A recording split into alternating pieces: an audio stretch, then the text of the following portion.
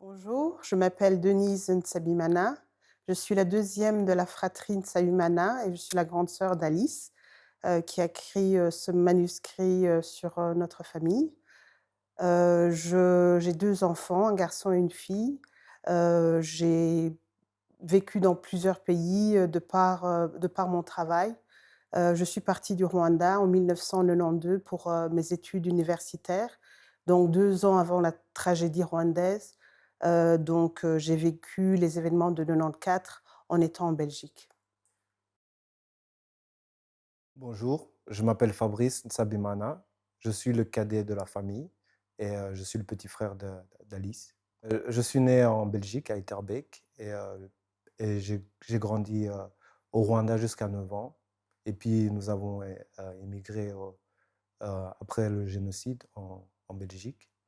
Et de là, j'ai fait mes études primaires et secondaires. Et ensuite, j'ai transféré aux États-Unis où j'ai fait aussi mes études universitaires et je suis marié, j'ai 3 enfants, trois garçons et je travaille dans l'informatique et voilà. Bonjour, je me présente. Mon nom est Josiane Sabimana. Je suis l'avant-dernière de la fratrie. Je suis née à Verviers en Belgique. Nous sommes partis au Rwanda parce que mon papa et ma maman travaillaient là-bas. Nous sommes revenus en 1994 en Belgique et je suis styliste designer pour ma propre marque que j'ai créée en 2017. Et je travaille avec mon conjoint Alex, ainsi que ma sœur et d'ailleurs toute la famille participe au projet. J'ai 2 petites jumelles, Tessa et Luna et je suis, maman et sœur et fille et voilà, je suis, dans une famille où je suis comblée. Bonsoir, je me présente. Mon nom c'est Yvonne Tsabimana Barakete. Je suis la quatrième dans la fratrie d'Ntsabimana et je suis maman, je suis éducatrice de métier et je suis aussi directrice artistique d'une organisation qui enseigne la culture africaine. Mon nom est Maurice Ntsabimana. Je suis l'aîné de la fratrie des Ntsabimana, descendant de Deogracias Ntsabimana et Athanasi Uwimana. Je suis natif du Rwanda, donc c'est le pays où je suis né, mais où j'ai le moins vécu au fil de ma vie, de manière continue. C'est un pays que j'ai par ailleurs connu et eu l'occasion de visiter au fil des ans jusqu'au déclenchement de la tragédie en 1994. Et j'ai ainsi pu parcourir ce beau pays, en fait, du nord au sud, de l'est à l'ouest, mais quasi exclusivement durant les saisons de vacances, donc les périodes d'été, pendant à peu près tous les 2 ans. Je vis aux États-Unis donc depuis une vingtaine d'années. Je suis installé et établi dans le domaine de la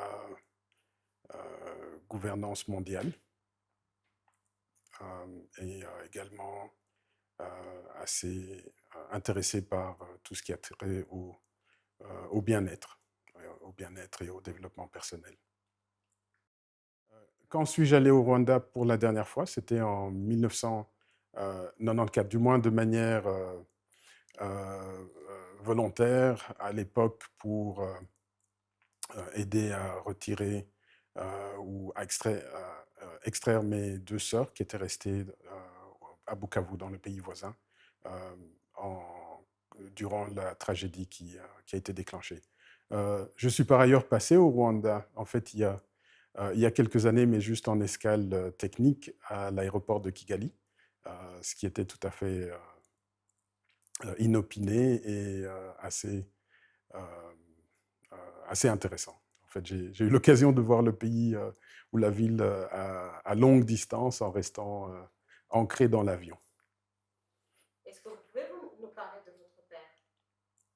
Hmm. Alors, qui était mon père? Deogracias Ntsabimana était avant tout un homme intègre, comme le disait un certain un certain Thomas Sankara du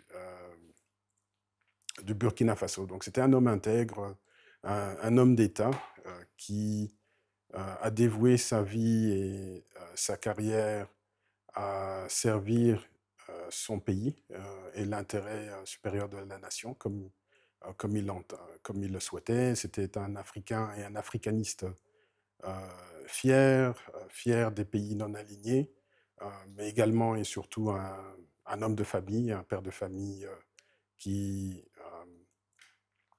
était à la fois aimant, qui a eu un long parcours de vie avec beaucoup de tribulations, mais tribulations qu'il a surmontées au fil des ans et au fil des défis, et suite auxquels il a pu intégrer au cours de la dernière phase de sa vie toutes les leçons, toutes les entreprises qu'il avait préparées à servir comme il l'a fait jusqu'au dernier moment.